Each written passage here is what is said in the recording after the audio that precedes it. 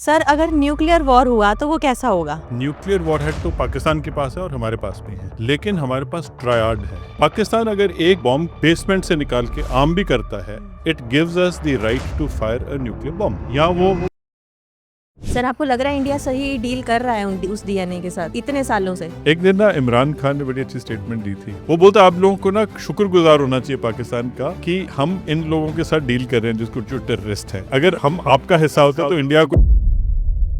Sir आपको क्या लगता है कि ये जो अभी अगर ये वॉर हुआ तो ये war between India and Pakistan नहीं, बिटवीन इंडिया एंड चाइना होएगा using Pakistan as a proxy? आपने देखा होगा कि कभी चाइना और पाकिस्तान इकट्ठे वार नहीं करते। एक अगर चाइना कुछ अग्रेसर है तो पाकिस्तान चुप हो जाता है, अगर पाकिस्तान अग्रेसर है तो चाइना चुप हो जाता है। तो इसका मतलब है कि अहिंसा परमो धर्म, ये हम सब जानते हैं। कोई भी नहीं चाहता कि युद्ध हो, लेकिन गीता में भी लिखा है कि जब धर्म की रक्षा करनी हो तो अहिंसा ही सबसे परम धर्म है। इंडिया पाकिस्तान इम्पेंडिंग वॉर 2025 को हमने बहुत अच्छे से समझा है with lieutenant general PJS Pannu ji. He is the former deputy chief of Indian integrated defence services. He is a PVSM, AVSM and VSM, जो है परम विशिष्ट सेवा मेडल, अति विशिष्ट सेवा मेडल और विशिष्ट सेवा मेडल। जनरल सर ने हमें बहुत अच्छे से समझाया है कैसे अभी फिलहाल इंडिया और पाकिस्तान के बीच में एक tit for tat strategy approach चल रही है। अब इस स्ट्रैटेजी में जब तक एक साइड से कोऑपरेशन नहीं होती, दूसरी साइड कोऑपरेट नहीं करेगी। तथ्य और तर्क हमने इस वॉर से रिलेटेड बहुत अच्छे से समझे हैं आज के पॉडकास्ट में। आपका ज्यादा टाइम ना लेते हुए सी यू इन द पॉडकास्ट। जय हिंद, जय भारत।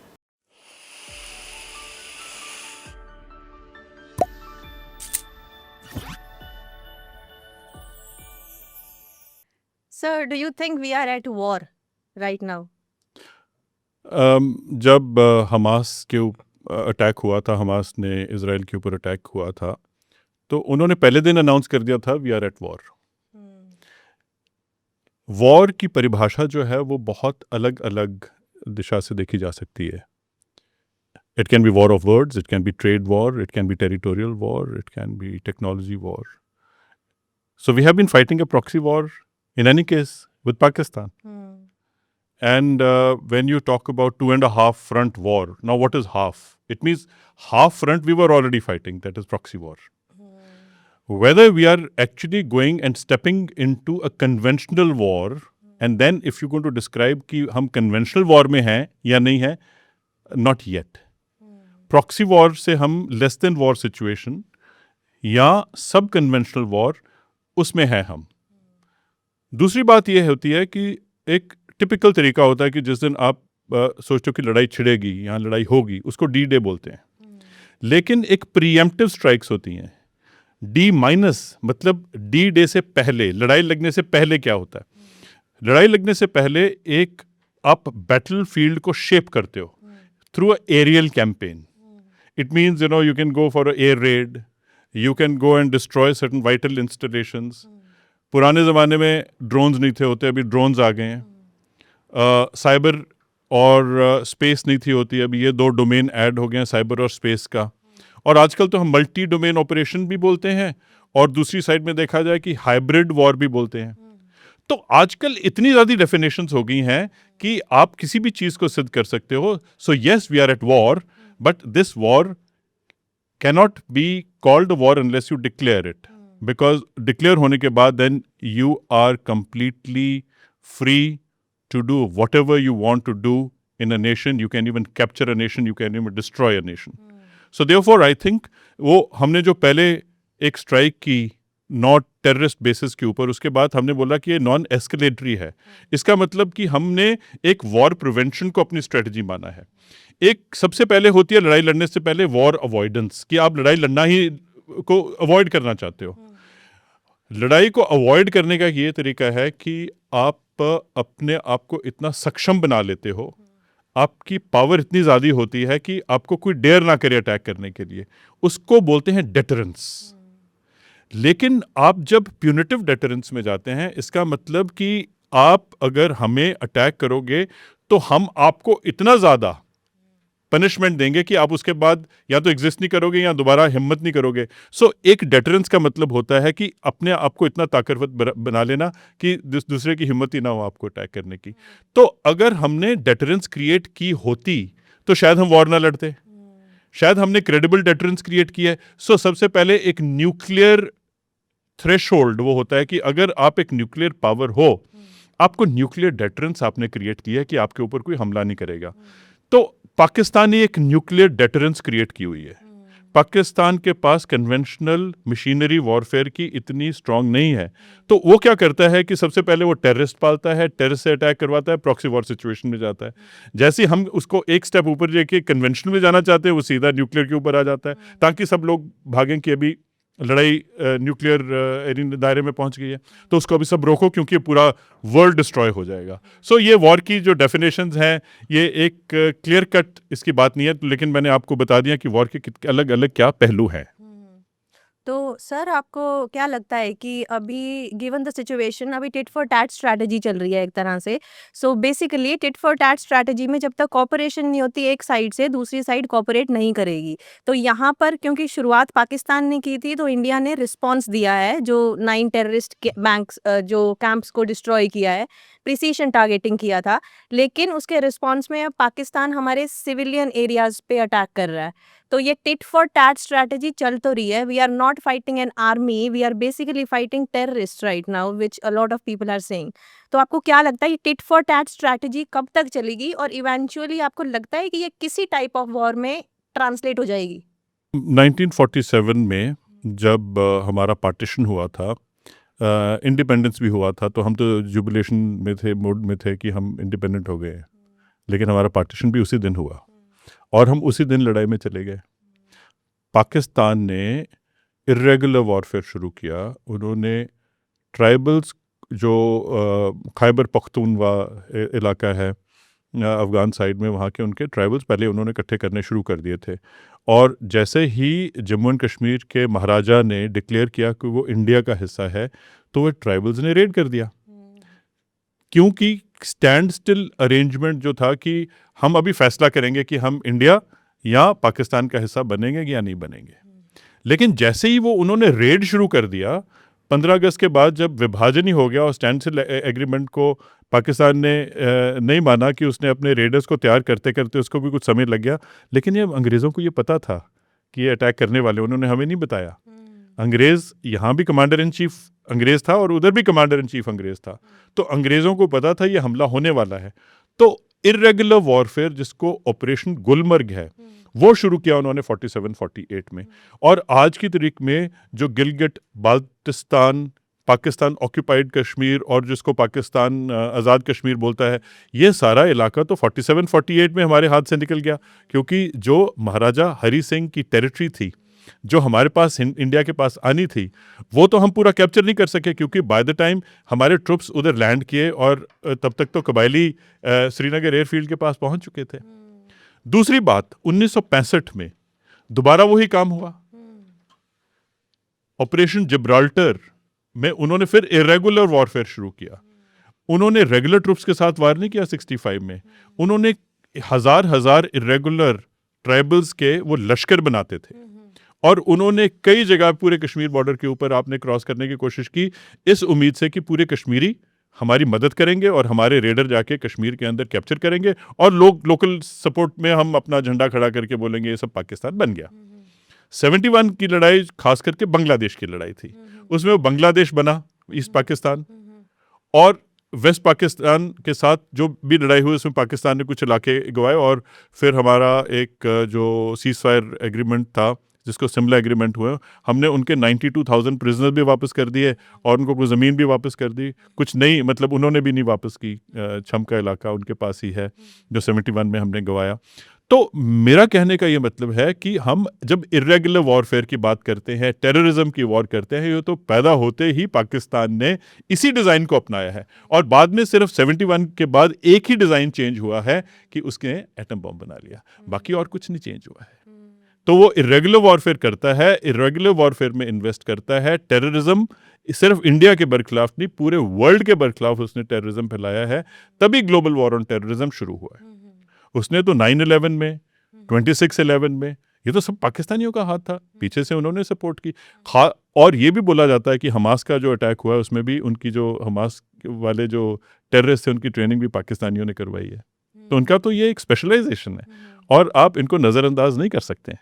सर ये इतने विजिबल टेररिस्ट कैंप्स थे जो इंडिया ने अभी अटैक किया है, सो 2001, 2008, 2016, 2019 और उसके बाद उरी अटैक और 2016 में था। हाँ जी, तो ये सारे जो अटैक्स 2001 ऑनवर्ड स्टार्ट हो रहे हैं, ये बैक टू बैक अटैक्स हो रहे हैं। हम क्या करते हैं, हम काउंटर कर लेते हैं पाकिस्तान को, लेकिन ultimately there is somebody who said on a podcast कि हम लोग क्या करते हैं, वॉर तो जीत जाते हैं, हम टेबल पर हार जाते हैं।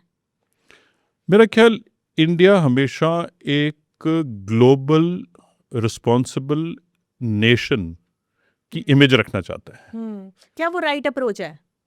ग्लोबल जैसे अभी हमने जो न्यूक्लियर पावर को अगर हम देख के चलें, उसको रिस्पॉन्सिबिलिटी के साथ लेके चलना पड़ता है। पाकिस्तान इररिस्पॉन्सिबल माना जाता है और उसके पास न्यूक्लियर बॉम्ब, जिस बात का ही डर है कि वो इररिस्पॉन्सिबल हैं और यूज कर सकते हैं उसको। और वही स्ट्रेटजी को वो यूज करता करता जो आज तक वो करता है, उसी स्ट्रेटजी में वो सक्सेसफुल है। Irrational, unpredictable, terrorism, nuclear bomb. Army है वो लड़ाई नहीं लड़ती है, लड़ाई लड़वाती है, लड़ाई डिजाइन करती है और पैसे बनाती है। आर्मी ने पॉलिटिकल पार्टियों को कंट्रोल किया हुआ है और अवाम को कंट्रोल किया, और अवाम को नौकरी देने के बजाय उनको उन्होंने मदरसों में उतनी ही एजुकेशन दिया कि उससे ज़्यादा से ज़्यादा वो एक खेतीबाड़ी का यहाँ काम कर सकें, या मजदूर काम कर सकें, या ज़्यादा से ज़्यादा और अच्छा काम करना है तो या तो फौज में भर्ती हो जाओ, फौज में नहीं भर्ती हो तो टेररिस्ट बन जाओ। पाकिस्तान में व्यवसाय है क्या? इंडस्ट्री कहाँ पे है? और जो भी थोड़ी बहुत इंडस्ट्री है, वो जितने भी अपर रिच क्लास लोग हैं जिन्होंने अपने बच्चे बाहर पढ़वाए हैं, वो इंडस्ट्री तो वही चला रहे हैं। और बाकी इंडस्ट्री यहाँ तो चाइनीज चला रहे हैं, या फॉरेनर्स चला रहे हैं, या अमेरिकन चला रहे हैं। वो सारा जितना भी IMF का फंड वगैरह आता है, वो कहाँ जाता है? इनकी एक पैरेलल इकोनॉमी फॉर्मल इकोनॉमी से ज़्यादा बड़ी है। इनफॉर्मल इकोनॉमी तो ड्रग के ऊपर बेस्ड है सारी की सारी। तो अगर आप पाकिस्तान को बोलो कि ये फेल हो गया, फेलिंग नेशन है, इसके फाइनेंशियल वो रिसोर्सेज नहीं है, तो आपने कभी देखा है कि ड्रग्स में कितने पैसे वो हथियार खरीदता है, ड्रग्स बेचता है पूरे वर्ल्ड में। इन्होंने एक कार्टेल का लीडर है, उस पर खास करके पाकिस्तान आर्मी भी ड्रग ट्रेड के अंदर एक बहुत बड़ी इनका रोल है। ये सब ने अपने अपने बहुत अच्छे मकान बनाए। पाकिस्तान के जितने लीडर्स हैं, पाकिस्तान में थोड़ी पैसे इन्वेस्ट करते हैं, वो बाहर इन्वेस्ट करते हैं। और अगर आप कोई डेटा पकड़ के देख लीजिए कि जो भी पाकिस्तान का लीडर है, या आर्मी में लीडर है, या पूरे पॉलिटिकल या ब्यूरोक्रेट है, आप मेरे को बता दीजिए 99.9% इनकी प्रॉपर्टियां बाहर हैं, पाकिस्तान में नहीं इन्वेस्ट करते। क्योंकि इनको पता है कि जो पाकिस्तान इन्होंने बनाया है वो सिंसियरली नहीं बनाया है, वो इन्होंने पाकिस्तान खोखला करने के लिए, अपने एडवांटेज के लिए बनाया है। और वही पैसे को लेके जाके इन्होंने अपने पर्सनल फिफ्टम बाहर क्रिएट किए हैं, ताकि जब भी इनको या तो कू हो जाए, या इनका टेन्योर ख़त्म हो जाए, किसी जनरल का टेन्योर ख़त्म हो गया, या कुछ ऐसी परिस्थिति पैदा हो जाए कि इनको भागना पड़े, तो इनको ऑलरेडी बेसिस चाहिए ना। इनके बच्चे बाहर पढ़ते हैं, ऑलरेडी फैमिलीज इनकी, तो अभी लड़ाई का माहौल है, ऑलरेडी इन्होंने भेज दी अपनी फैमिलीज बाहर। सर जो ये अब खोखला पाकिस्तान है, एक तरह से अब ये ज्योग्राफिकली तो हिल नहीं रहा, सिचुएशन यही है कि हमारा नेबर पाकिस्तान ही है, हमें सॉल्यूशन निकालना है इस चीज़ का। अब ये 2001 onwards back to back terrorist attack होते हैं, इसका सॉल्यूशन आपको क्या लगता है कि क्या वॉर ही सॉल्यूशन है? क्योंकि वॉर्स तो पहले भी हो चुके हैं। देखो, ऐसे है कि हमेशा एक बिलीफ रहा है कि हमें एक स्टेबल पाकिस्तान चाहिए, और ये बिलीफ भी रहा है कि unstable Pakistan is not good for India. आपने सुना होगा। Yes sir. और हमने बड़ी कोशिश की है कि पाकिस्तान में कोई ऐसा माहौल या स्थिति ना पैदा कर दी जाए कि वो टॉपल हो जाए, अनस्टेबल हो जाए, क्योंकि हम किसके साथ डील करेंगे। जब हम स्टेबल पाकिस्तान की बात करते हैं, हमें वो वाले लीडर चाहिए जिनके साथ आप बिजनेस कर सको, मतलब डील कर सको, जिनके साथ आप कोई ना कोई समझौता कर सको। अगर उनकी लीडरशिप ही नहीं है, तो आप किसके साथ ये समझौते करोगे कि लड़ाई ना करो? तो अगर एक पॉलिटिकल लीडरशिप, कारगिल में क्या हुआ, नवाज शरीफ तो हाथ मिलाता था, उन्होंने क्या वाघा बॉर्डर पे हमारे प्राइम मिनिस्टर और 2 प्राइम मिनिस्टर आपस में उन्होंने जफ्फियां डाल रहे थे। और पाकिस्तान आर्मी क्या कर रही थी? पाकिस्तान आर्मी तो कारगिल की चढ़ाई कर रही थी उसी टाइम पे। उनके तो डिफेंस मिनिस्टर भी नहीं आया मिलने के लिए, क्योंकि वो चाइनीज़ के साथ मीटिंग कर रहे थे उसी दिन। तो पाकिस्तान हमेशा, देखने वाला पाकिस्तान और एक्चुअल पाकिस्तान में बहुत फ़र्क है। हम गलती ये करते हैं कि हम पाकिस्तान को इंडियन प्रिज्म से देखते हैं कि जो हमारी सोच है वो शायद उनकी सोच है। अब गलती ये है कि हमें पाकिस्तान को पाकिस्तान के प्रिज्म से सोचना है। पाकिस्तान की जो क्रिएशन हुई थी, अभी क्या डिजाइन था उनकी क्रिएशन का? 5 महीने में आपने पूरा विभाजन कर दिया। जो अंग्रेज आए थे, रेड क्लिफ लाइन जिसको बोलते हैं, रेड क्लिफ तो जमीन पे भी नहीं गए, तो जहाज से जाके उन्होंने इस नक्शे के ऊपर उसको बना दिया, क्योंकि उनको एक उनके लीडर को अलग करना था। उनको मुस्लिम और इंडिया की जो उन्होंने 2 नेशन थ्योरी, तो उन्होंने अंग्रेज़ों ने उनके दिमाग में डाली है सब 2 नेशन थ्योरी। बेसिकली एक ये ग्रेट गेम का हिस्सा था, ताकि वेस्टर्न पावर्स पाकिस्तान के ऊपर हावी रहें, उनको डोमिनेट करें, उनको हार्नेस करें और उनको पालें। और इस करके वहाँ पे अमेरिकन्स ने भी बेस बनाए और वेस्टर्न वर्ल्ड ने भी बेस बनाए। Over a period of time उन्होंने अपनी ज्योग्राफी का और अपनी जो रीजनल और ग्लोबल अलायंसेस है जो वेस्टर्न ओरिएंटेड थी, उनके साथ उनको बहुत पैसा भी मिला और वहाँ से सपोर्ट भी मिली। और आपको भी पता है कि ज़्यादातर अमेरिका और वेस्टर्न वर्ल्ड तो पाकिस्तान की सपोर्ट करता रहा। वो तो अभी हम बातें कर रहे हैं, वो अलग बातें कर रहे हैं। तो जब उनको अमेरिका को पता लगा कि they are being taken for a ride, अभी उनकी इतनी इंटेलिजेंस खराब थी कि उनको पता नहीं लगा कि they are being taken for a ride. शायद उनको पाकिस्तान की जरूरत थी, because Pakistan acted as a firm base for Afghanistan, where the Americans did not want the Russians to कम।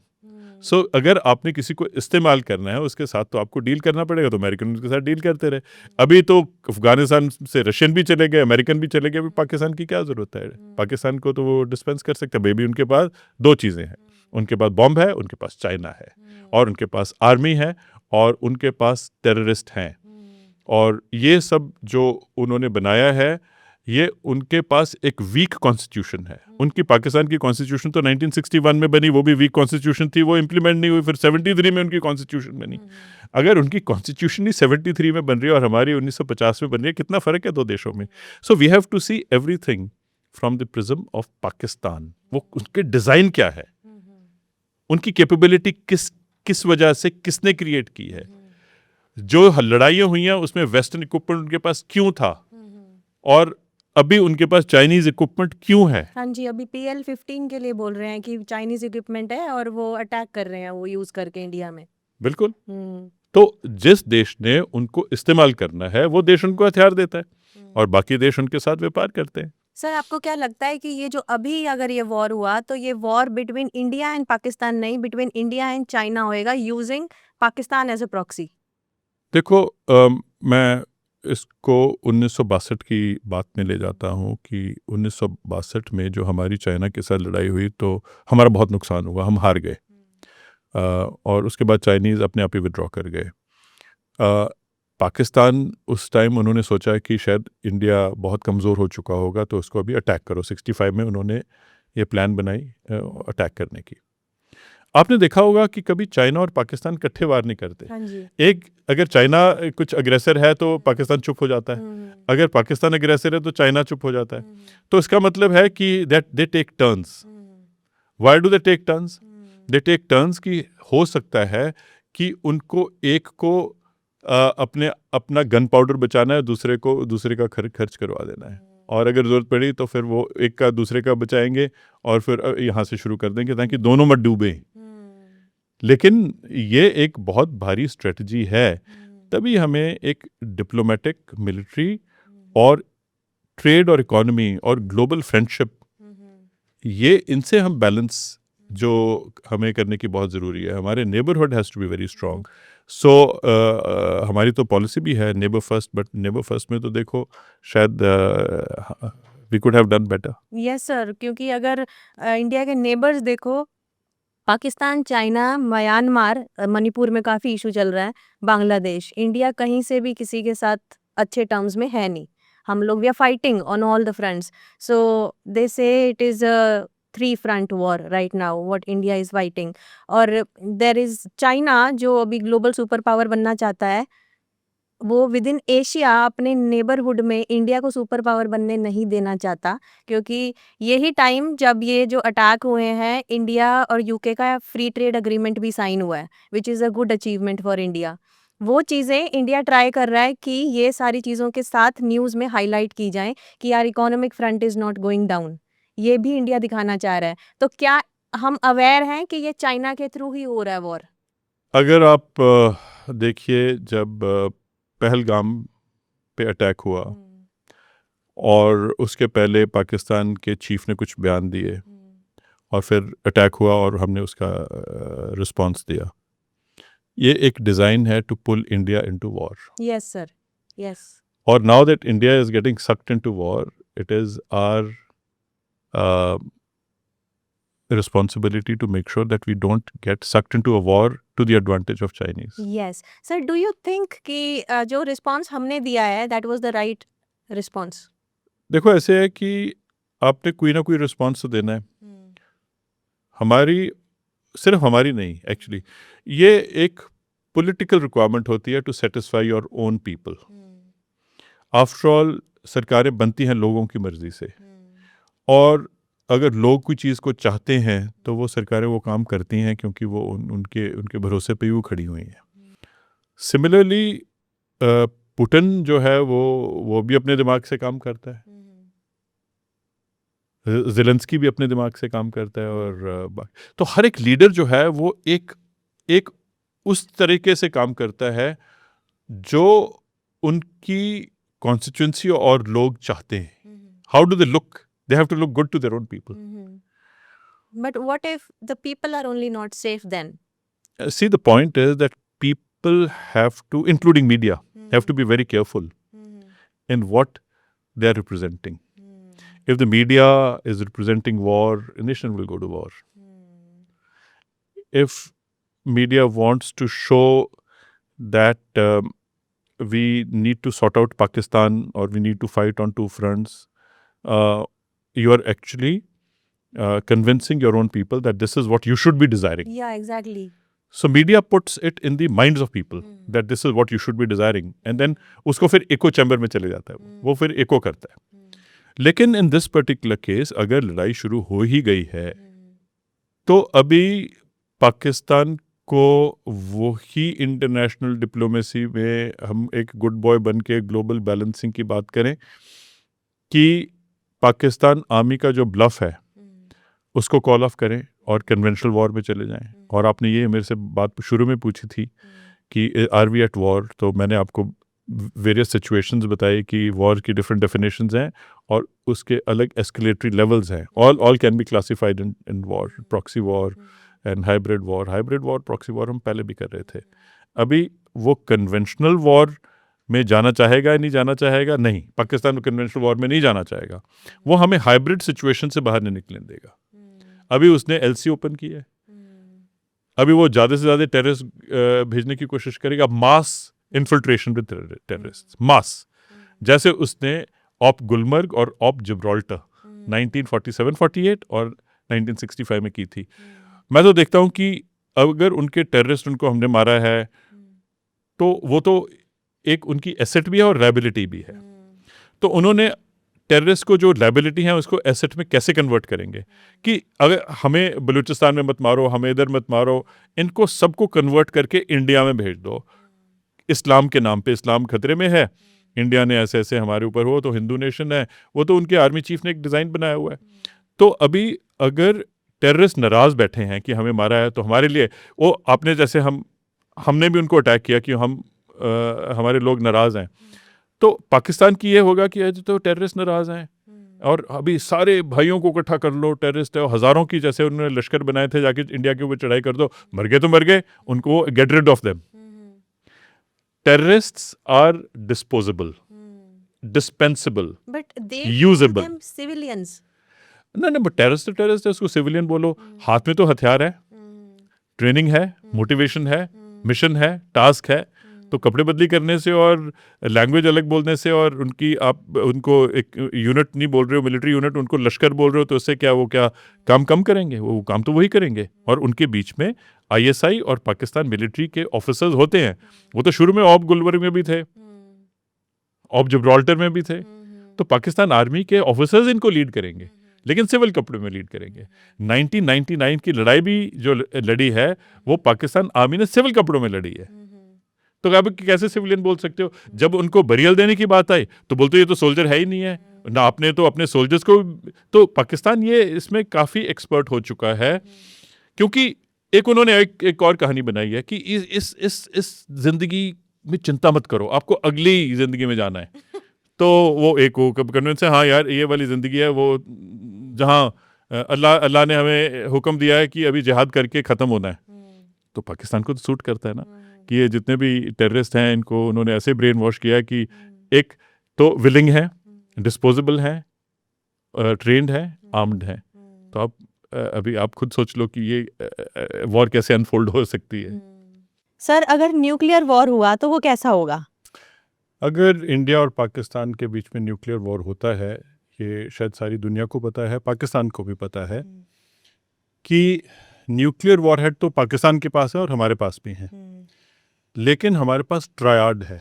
इसका मतलब हमारे मिसाइल, एयरक्राफ्ट और समुद्री एसेट्स जो हैं वो सारे न्यूक्लियर वॉर में शामिल हो जाएंगे। इसका मतलब हमारे पास सेकंड स्ट्राइक और थर्ड स्ट्राइक कैपेबिलिटी भी है।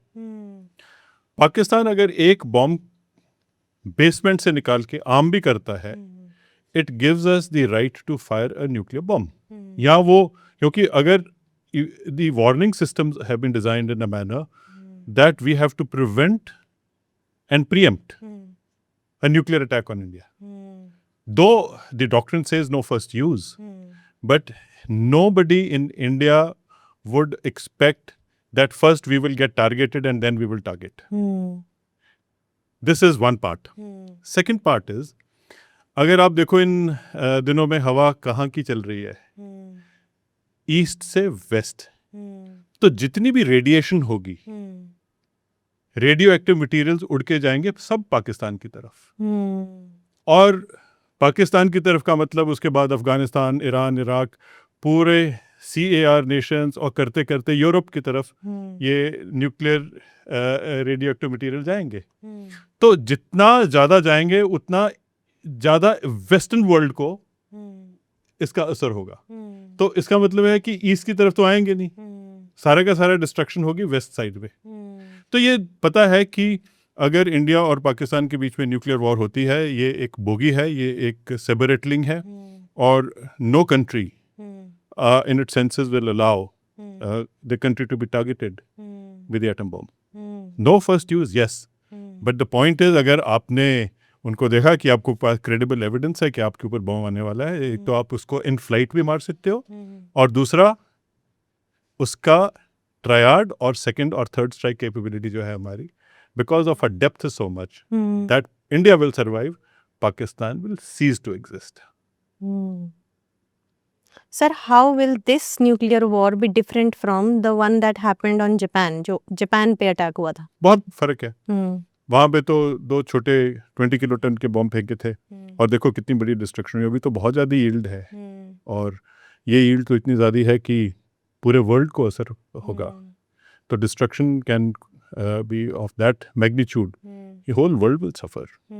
एंड ये सिर्फ इंडिया पाकिस्तान की कहानी नहीं रहेगी, ये एक विश्व की कहानी बन जाएगी कि कैसे पूरा विश्व कैसे डूबा पाकिस्तान की वजह से। तो ये सबको पता है, तो तभी पाकिस्तान के पीछे सब दुनिया बोलती है कि इसको गिरने मत दो, Pakistan should not become a failed state, क्योंकि यहाँ तो अपने न्यूक्लियर बॉम्ब्स बेच देगा, यहाँ न्यूक्लियर टेक्नोलॉजी बेच देगा, नहीं तो न्यूक्लियर बॉम्ब का इस्तेमाल करेगा। तो ये उन्होंने एक बोगी भी बनाई हुई है।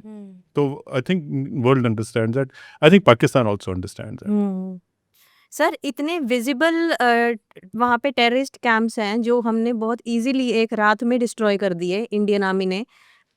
UN, सार्क जैसी मल्टीलैटरल ऑर्गेनाइजेशंस ये कर क्या रही हैं? आपको लगता है कि दे आर इफेक्टिव? सार्क तो मेरा ख्याल बहुत सालों से इनफेक्टिव है। सार्क थी, लेकिन सार्क है नहीं है।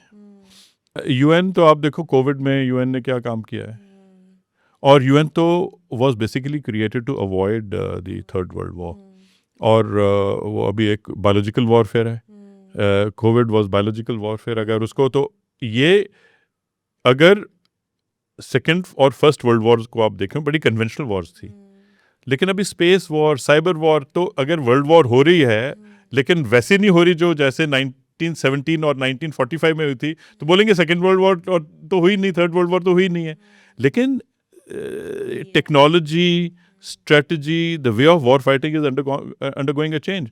So I think the United Nations has to really take its responsibility. और अमेरिका भी एक ग्लोबल पुलिसिंग रोल से हट चुका है। वो भी है कि अमेरिका फर्स्ट, अमेरिका अलोन। या एग्जैक्टली। तो who will become the global leader? Nobody. और सर जैसे कारगिल वॉर था वहाँ पर अमेरिका ने एक अच्छा रोल प्ले किया था टू ब्रिंग पीस। अभी right now do you think to bring peace China would have to play that role, और चाइना खुद इनिशिएट कर रहा है ये चीजें? हो सकता है। चाइना भी प्रीमेच्योरली किसी लड़ाई में जाना चाहता नहीं है, क्योंकि चाइना की जो मंशा है वो एक peaceful growth and to cross America, America की जीडीपी क्रॉस करे, अपनी currency, manufacturing, global manufacturer of the world रहे। अगर वो भी एक वॉर में खिंच जाएगा तो उसका जो ओवरऑल एम है टू क्रॉस अमेरिका वो डिफीट हो जाएगा। अमेरिका चाहेगा कि चाइना को लड़ाई में खींचो। मेरा ख्याल ये शायद चाइना इसको अवॉइड करेगा। पोस्चरिंग जरूर करेगा, अपना इक्विपमेंट जरूर टेस्ट करेगा। चाइना की मिलिट्री टेस्ट नहीं हुई है, उनका इक्विपमेंट ही टेस्ट हुआ है, तो उन्होंने सारी अपनी इक्विपमेंट पाकिस्तान को दे दिया, तुम टेस्ट करो। अभी वो टेस्ट हो रहा है, उसके अभी डेटा बनाएगा कि उनके जो जहाज़ हैं, उनके जो भी एयर डिफेंस सिस्टम्स हैं, मिसाइल्स हैं, जो भी उन्होंने ड्रोन्स दिए हुए हैं या टर्की ने दिए हैं या उन्होंने दिए हैं, सब मिलके उनका डेटा इकट्ठा कर लेगा कि against India how did they perform and how they can make it better, so it become a test bed. तो चाइना का टेस्ट बेड चल रहा है और उसको वो डेवलप करेगा। और हमारे पास कुछ वेस्टर्न इक्विपमेंट है, कुछ अमेरिकन इक्विपमेंट, वेस्टर्न इक्विपमेंट है, तो वीजा वी वेस्टर्न इक्विपमेंट अभी Chinese are using this also as a test bed to collect data. So next war के लिए तो वो इसको सबको एक नए मॉडर्नाइजेशन के तरीके से या टेक्नोलॉजी एडवांसमेंट के तरीके से और टेक्नोलॉजिकल सुपीरियॉरिटी में भी लेके जा सकता है।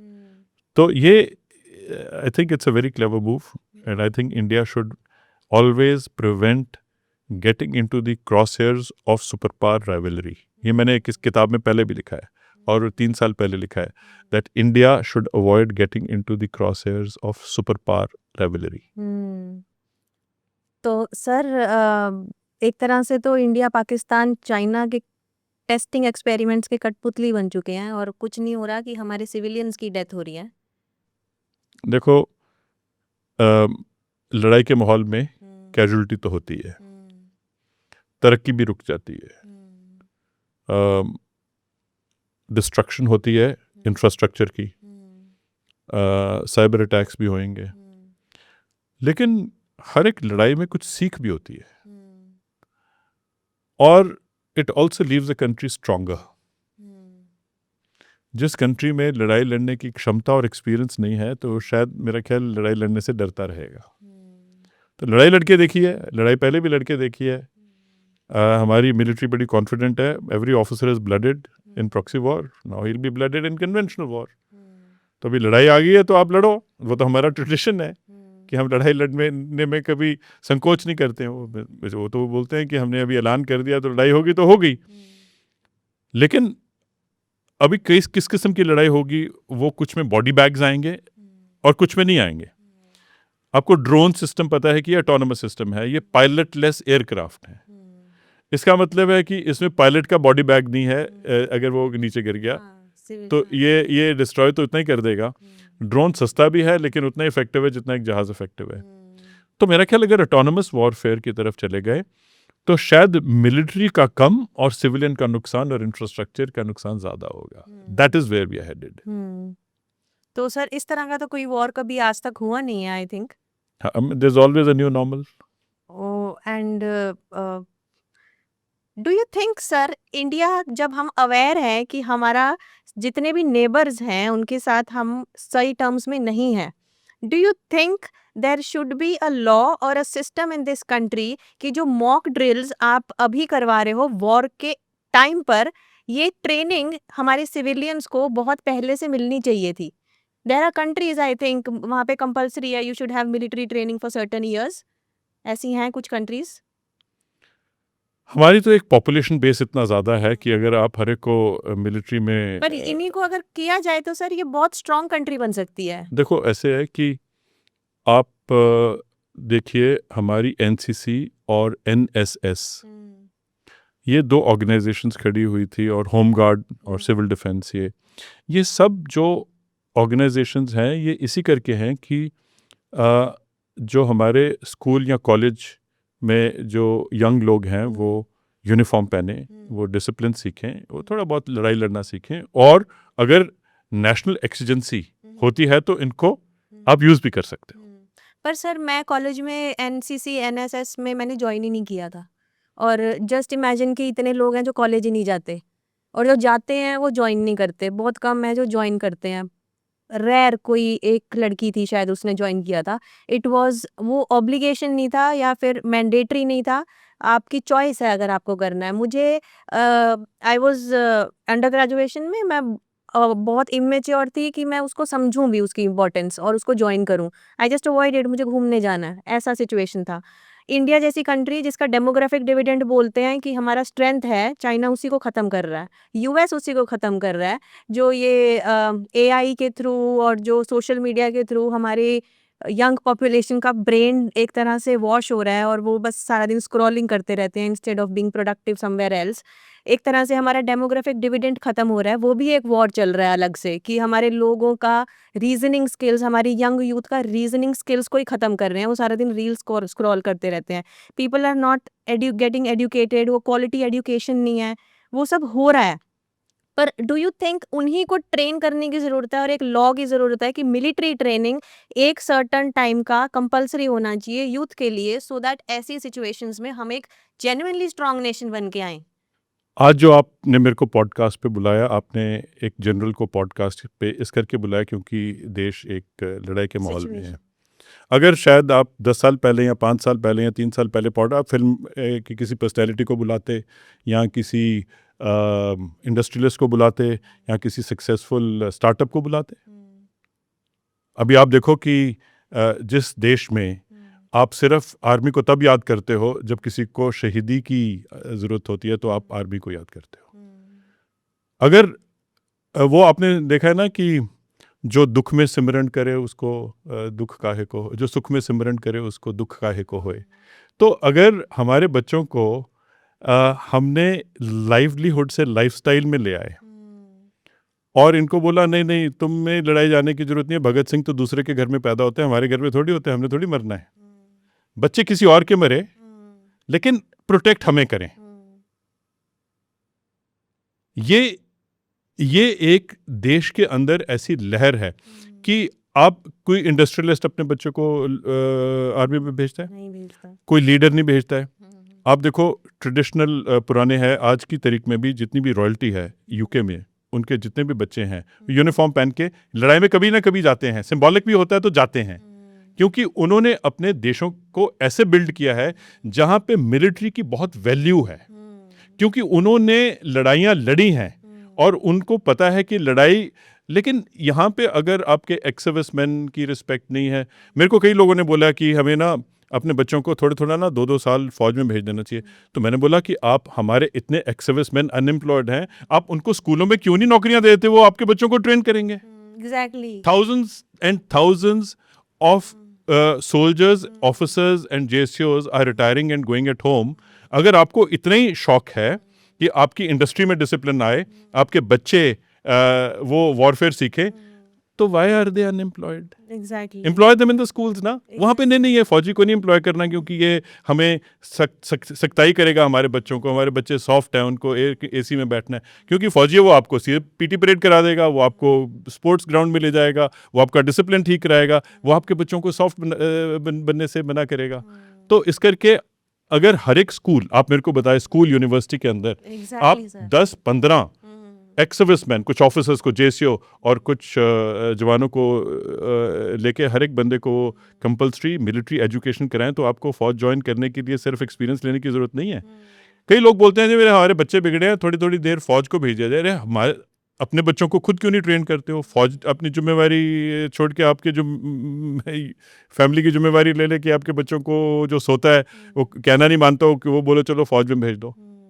So I think the entire outlook has to undergo a change. या exactly only then this nation can become a strong nation. अभी इस टाइम पर our military is fighting the terrorists and the terrorist are fighting the civilians. और वो civilians बेचारे सोच रहे हैं कि पता नहीं कब बम गिरेगा अब. तो ये बड़ी अजीब सी सिचुएशन है और ऐसी सिचुएशन कभी पहले नहीं आई कि हम उसको काउंटर कर लें. तो right now what do you think, how can the civilians save themselves? अब बॉम्ब तो अगर ड्रोन से आएगा तो आएगा.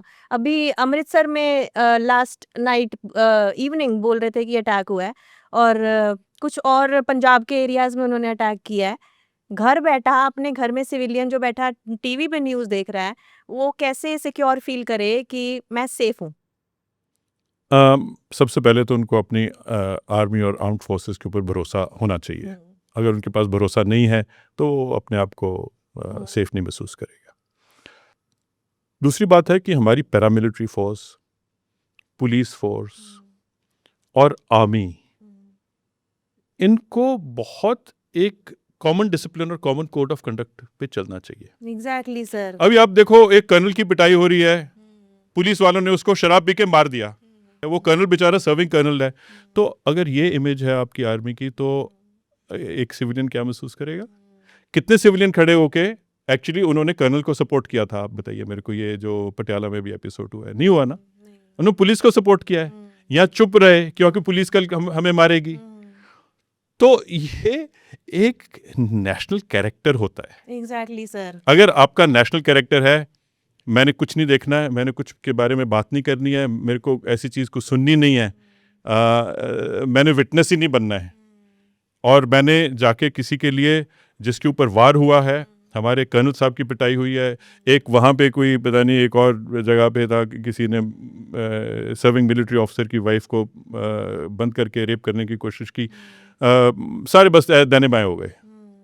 अभी अगर आपकी आर्मी की इमेज जो है ऐसी है, तो फिर सिविलियन किससे प्रोटेक्शन लेगा और किससे ट्रेनिंग लेगा? I think they must understand that all the uniformed forces got to have the same code of conduct, same principles, same honesty, same acceptability. Civilian will feel secure अगर उनको एक secure माहौल create किया जाता है.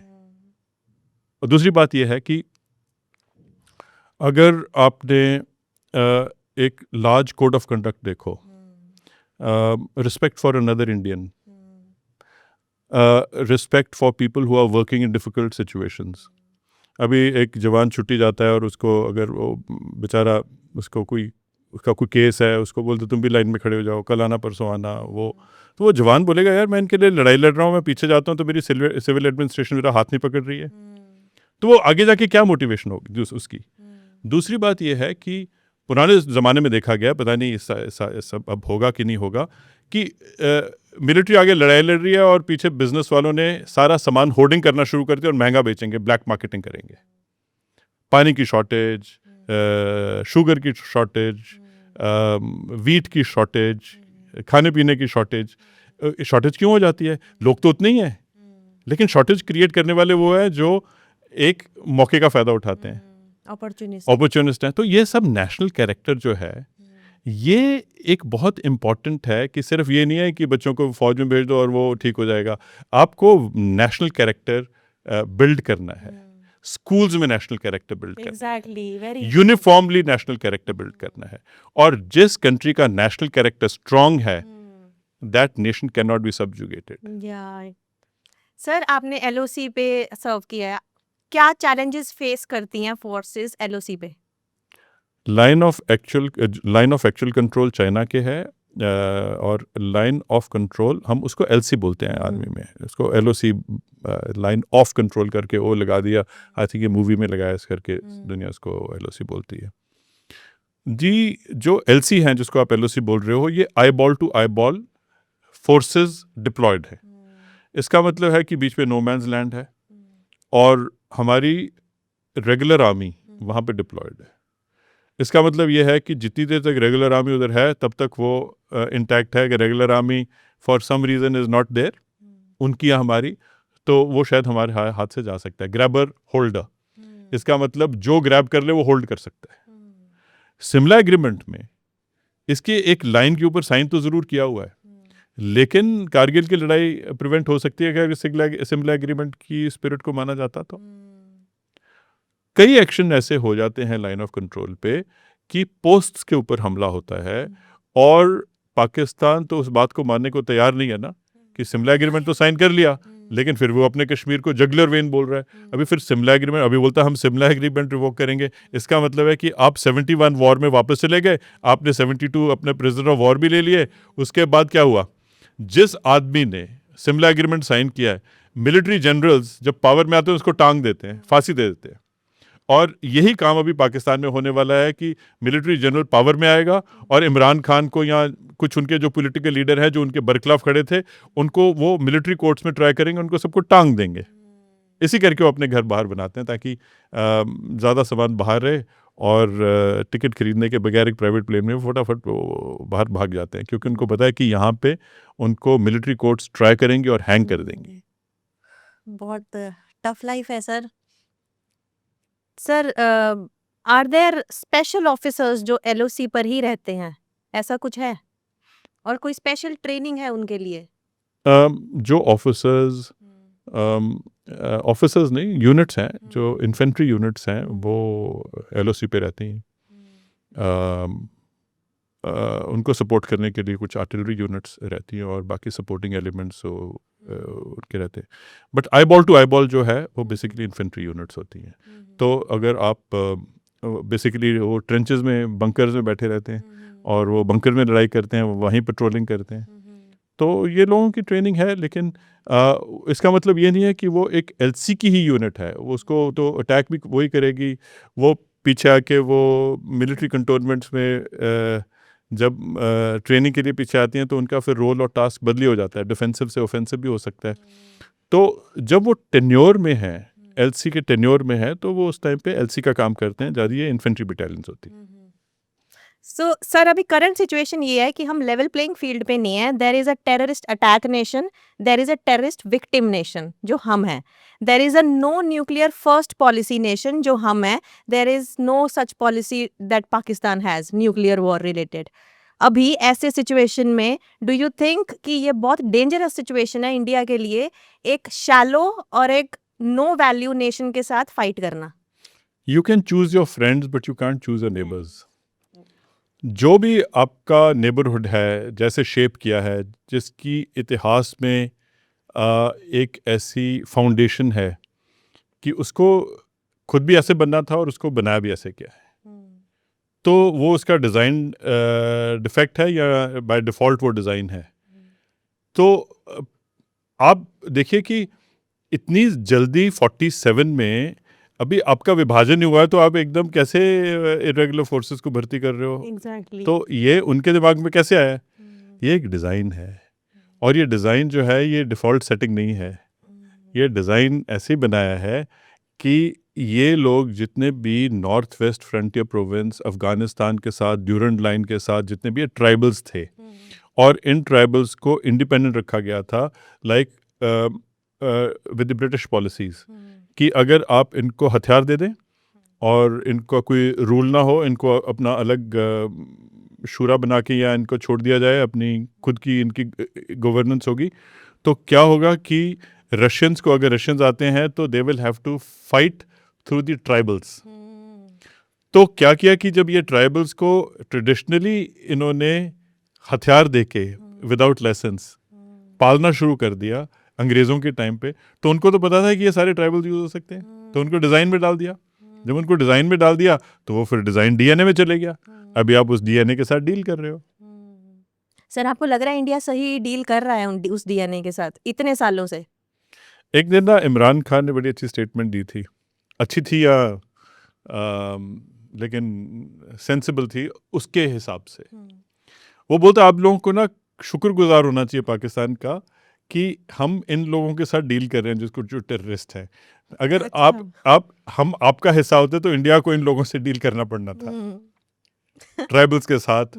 इस ऐसे तो मैं बोलता हूँ कि इंडस जो इंडस रिवर है उसके वेस्ट साइड में पूरी स्क्रफ टेरिटरी बोलता हूँ मैं, वहाँ पे बलूचिस्तान, पठानिया, पख्तूनवा, खैबर पख्तूनवा, ये सारा इलाका, वज़ीरिस्तान, ये सारा इलाका जो है ये ट्राइबल्स लोग हैं।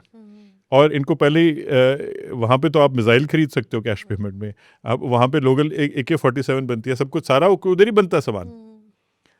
तो जब इनको बाहर से सामान खरीदने की ज़रूरत नहीं है, ये हर एक चीज़ों को मॉडिफाई भी कर लेते हैं। तो इनको ट्रेनिंग है, कॉटेज इंडस्ट्री हथियारों की बनानी है, माइन फील्ड की, एक्सप्लोसिव की, IED, इम्प्रोवाइज्ड एक्सप्लोसिव डिवाइसेस, ये इनकी एक लाइवलीहुड है। अगर आप देख के चलो तो पाकिस्तान आर्मी इन लोगों से डील कर रही है। इन लोगों से डील करते करते इन्होंने ये सोचा कि इनको अपनी एसेट क्यों ना बना ली जाए, इनके साथ क्यों लड़ाई लड़ो। तो उन्होंने ये पहले दिन से ही, जिस दिन ये इंडिपेंडेंट हुए थे, कि इस एसेट को यूज़ किया जाए इंडिया के बरखिलाफ, बिकॉज ये इंडिया जब बना तो उस टाइम हमारे पास तो ऐसी कोई रिसोर्स थी नहीं। यहाँ पे तो लोग सब यहाँ तो अच्छी ज़मीन, यहाँ बिजनेस में थे, यहाँ जो भी रिफ्यूजी वहाँ से आए तो उन्होंने कुछ ना कुछ अपना व्यवसाय ढूंढ लिया। लेकिन ट्राइबल तो कोई नहीं था ना जो हथियार और अपने उस ट्रेडिशन से चल रहा है कि आप उनको पूछ नहीं सकते हो। तो ये एक उनके DNA में है, और वो DNA को उन्होंने ऐसा यूज़ किया कि जिसको अपनी स्ट्रेटेजिक एसेट बना के रखा है।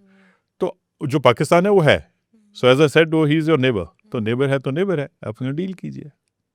सर नेबर के घर पे फटी हुई चद्दर लटक रही है, मैंने कहीं आपको बोलते हुए सुना था कि पाकिस्तान एक फटी हुई चद्दर है। क्या अब इंडिया को उस फटी हुई चद्दर को पूरा फाड़ देना चाहिए या उसको सीलना चाहिए? फटी हुई चद्दर जो है, इसको फाड़ने के लिए भी एक बहुत इम्पॉर्टेंट तरीका होना चाहिए। मैं जब इसको फटी हुई चद्दर बोल रहा था कि पाकिस्तान का अवाम वो एक फैब्रिक का हिस्सा नहीं है, उनका जो पॉलिटिशियन है वो फैब्रिक का हिस्सा नहीं है, उनका जो आर्मी है वो फैब्रिक का हिस्सा नहीं है, उनका जो टेररिस्ट है वो फैब्रिक का हिस्सा नहीं है, लेकिन इन सबको मिला के इन्होंने इस चीज़ का फैब्रिक बनाया हुआ है। जो अलग अलग चीज़ें हैं उनको जोड़ने के लिए उनको इस्लाम की बातें करते हैं कि हिंदू 2 नेशन थ्योरी है, मुसलमान ये वो करके। तो मैं ये बोल रहा था कि क्योंकि ये अलग अलग लोग हैं, इनका आपस में कोई तालमेल है नहीं है, लेकिन उस तालमेल को बनाने के लिए इनको 2 चीज़ें चाहिए। इनको मजहब चाहिए, उसको बोलते हैं सब पूरा इकट्ठे हो जाओ, जिहाद करो और इस्लाम खतरे में, इसका ऐलान करो, और ये इकट्ठे फटी हुई चद्दर को वो सिलने का काम करते हैं। तो जो भी उनका चीफ बात कर रहा था आसिम मुनीर कि हम 2 नेशन थ्योरी है और हमारी कश्मीर जगुलर वेन है, ये कि हम एक दूसरे को मत मारें, हम इकट्ठे होकर इंडिया क्यों नहीं मारें। तो वो फटी हुई चद्दर को सिल रहा था, जोड़ रहा था। अगर हमने आपको उसको तोड़ना है तो हमें तो फिर इस्लाम को थोड़ी अटैक करना है। अब तो फिर फटी हुई चद्दर को फाड़ नहीं रहे हो, उसको जोड़ रहे हो। आपने किसको अटैक करना है? आपने उसी इकोनॉमी को अटैक करना है, आपने पॉलिटिकल लीडर्स को अलग करना है, आपने मिलिट्री को अलग करना है। वो है अलग अलग हैं, लेकिन उसको अलग अलग करने की तजवीज बनाओ। उसको फटी हुई चद्दर को फाड़ना कह सकते हैं, ना कि इस्लाम बोलो कि हाँ ठीक है 2 नेशन थ्योरी है, हम पूरे इस्लाम के ऊपर अटैक करेंगे। फिर तो फटी हुई चद्दर नहीं फट सकती ना। Amazing sir, wow. Sir given the current situation, आप क्योंकि ये पॉडकास्ट सारी कैटेगरीज के लोग देखेंगे, आप सिविलियंस को एक मैसेज प्लीज दो। जो सिविलियन तो इंडियंस हैं, हम सारे सिविलियन ही हैं। तो मतलब जितना भी कंट्री के सिटीजन वो सारे बेसिकली सिविलियन ही तो होते हैं। वो तो कुछ लोग जो डिसाइड करते हैं कि आर्मी में जाना है, वो हम बोलते हैं वो मिलिट्री वाले हो गए। लेकिन मेरा ख्याल मिलिट्री और सिविल में फ़र्क ये है कि हम एक डिसिप्लिन, ट्रेनिंग, मोटिवेशन और स्पिरिट, यूनिटी ऑफ कमांड, ये चीज़ें लेके चलते हैं। तो मेरा ख्याल हर एक सिविलियन को ये 3-4 character without getting into uniform, without getting into army adopt कर लेने चाहिए। Good discipline, spirit, feel part of the nation, do whatever is good for the nation, sincerity, integrity, fighting spirit for the nation, not fighting against one another, unity of command, ये बहुत बहुत important चीज़ें हैं। Honesty, अब एक Indian दूसरे Indian को cheat नहीं करे, एक इंडियन दूसरे इंडियन को झूठ ना बोले, रिस्पेक्ट करे, यही नहीं बाहर भी जाके एक दूसरे की रिस्पेक्ट करे, मदद करे एक दूसरे की। लेकिन अगर हम एक दूसरे की ये चीज़ नहीं करते, जो मिलिट्री के अंदर हमें बहुत डिसिप्लिन से रखा जाता है, रेजिमेंटेशन की जाती है, तो मेरा ख्याल अगर वो सिविलियन, तो हम फिर सिविलियन वर्ड यूज़ करना भूल जाएंगे, हम उसको नेशनहुड में ले आएंगे, that you are a citizen of a nation, not a civilian.